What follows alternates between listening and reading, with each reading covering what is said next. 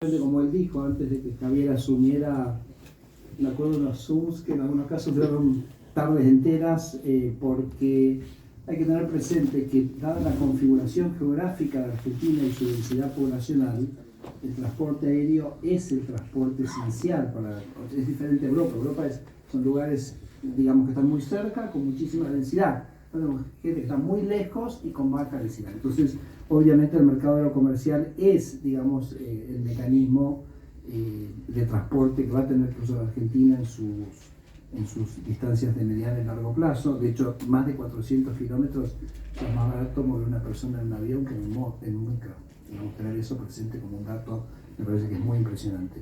Eso nosotros lo planteamos y lo plasmamos en el DNU 70, que tenía una modificación integral del Código Aerocomercial, pero que a su vez derogaba una serie de normativas, en general de gobiernos de facto, que generaban grandes restricciones al funcionamiento del mercado aerocomercial, porque como yo digo, mucha de nuestra ley tiene esa impronta, si se quiere, militar, ¿no? Entonces a veces se veía el espacio aéreo no como un espacio comercial, sino como un espacio militar. Y cuando es un espacio militar, vos querés que sea difícil hacer la actividad ahí, y cuando es un espacio comercial, uno quiere que sea fácil hacer la actividad. Entonces, digo, es cambiar un poquito ese pequeño chip. Esas reformas del DNU 70, por ello les quiero comentar 4 puntos que me parece que son ilustrativos. Uno es, se eliminaron las bandas de precios. O sea, hemos hoy todos venido a hablar del control de precios. Bueno, en la industria aeronáutica, el control de precios era para que la gente no pudiera cobrar menos. No para que no pudiera cobrar más, era para que no pudiera cobrar menos, ¿okay? Cosa que yo entiendo que es un absurdo, pero así estábamos en Argentina. Lo otro que se eliminó fueron las restricciones al acceso a las rutas. Por ejemplo, uno tenía que hacer una audiencia pública para obtener una ruta, y uno se preguntaría cuál es el problema que alguien quiera volar. O sea, quiero volar de Buenos Aires, de Aeroparque a Junín o a Río Cuarto, ¿cuál es el problema? ¿Para qué necesito hacer una audiencia? ¿Por qué necesito permiso? Simplemente felicitemos al que lo quiera hacer y démosle la bienvenida. Pero no, había un proceso que hacía muy engorroso, como si fuera peligroso que alguien decidiera establecer el servicio aerocomercial, digamos, como decía yo, entre Aeroparque y Río Cuarto, ¿no? Entonces eso también fue todo eliminado.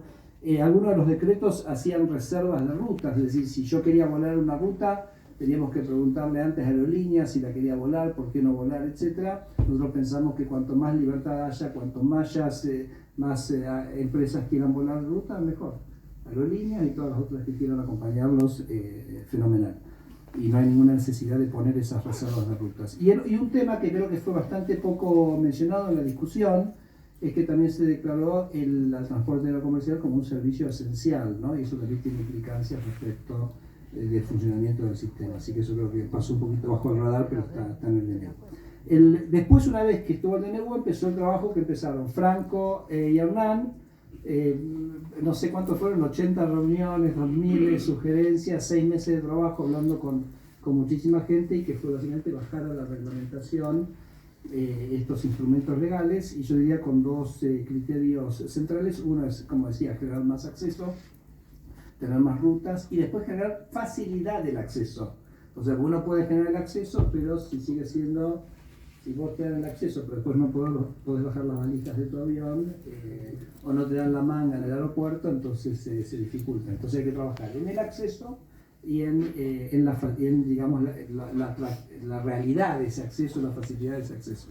Por ejemplo, en el acceso mismo, bueno, lo comentó Franco, ya se firmaron 7, ¿no? Acuerdos de cielos abiertos. Eso, para que se entienda lo que quiere decir de manera sencilla, es los aviones de otro país pueden volar acá y nosotros podemos volar allá. Entonces, por ejemplo, si hay cielos abiertos con Chile y Aerolíneas quiere hacer una triangulación de Santiago, Antofagasta, Salta, Buenos Aires, no sé, por decir cualquier cosa, lo puede hacer libremente, y lo mismo las empresas chilenas acá, ¿no? Así que, y eso yo creo que había un aumento muy significativo de las rutas. O por ejemplo, si Gol quiere hacer San Pablo, Buenos Aires, Bariloche, también lo puede hacer, ¿no? Entonces me parece que eso es como que está buenísimo.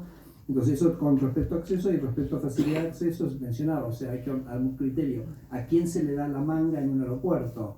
¿Quién tiene prioridad? ¿Quién no tiene prioridad? Eso tiene que estar ordenado, tiene que ser reglas claras. todo el mundo tiene que saber a qué atenerse, que el sistema de rampas sea libre, que las empresas puedan definirlo y trabajarlo con total independencia comercial. Me parece que son impactos muy importantes que nada, van a hacer crecer el mercado. Y yo creo que en un mercado que crece, bueno, todas las empresas participantes de ese mercado, digamos, son favorecidas.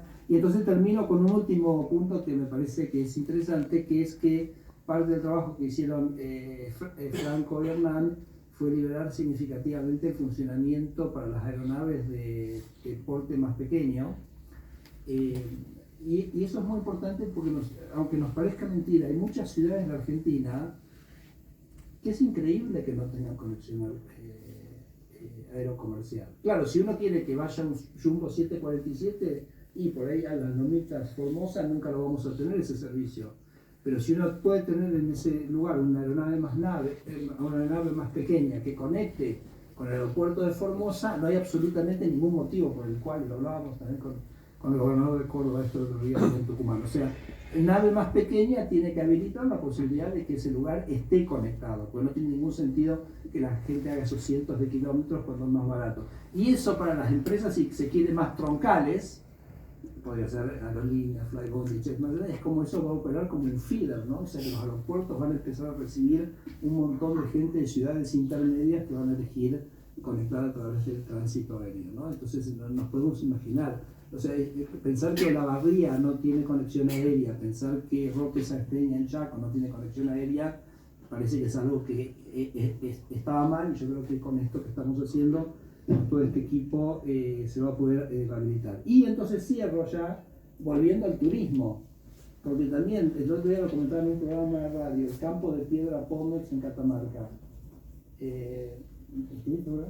No, yo tampoco. Pero ¿por qué no estuvimos nosotros dos? Porque para ir al campo de piedra Pómex hay que ir a San Fernando del Valle de Catamarca y después 6 horas de auto a un lugar que si estuviera en Estados Unidos sería un atractivo igual de espectacular que el Cañón del Colorado, ¿okay? Y eso está a 40 minutos de vuelo de Córdoba. Entonces es como, ¿cómo puede ser que no tengamos nosotros una conexión directa de Córdoba y que entonces a 1 hora y media de Buenos Aires vos puedas llegar a ese lugar? O les digo otro lugar turístico que también sería de nivel mundial, que es Carlos Pellegrini, que es, digamos, la puerta de acceso a los esteros de Liberá. 8 horas, 9 horas en auto desde Buenos Aires, cuando podrías estar unos breves minutos de la ciudad de Buenos Aires y básicamente ampliando tremendamente la oferta turística de esos lugares. Así que esperen en los próximos meses mucho movimiento, muchas noticias. También lo estamos diciendo acá para aquellos que tienen esas aeronaves, pues son aeronaves que ya existen, están parados en nuestros aeródromos y que los queremos poner a la producción para que genere esta conexión, no solo para la producción, sino para el turismo. Así que ojalá que tengamos muchas noticias lindas para compartir en ese sentido en los próximos meses. Muchas gracias.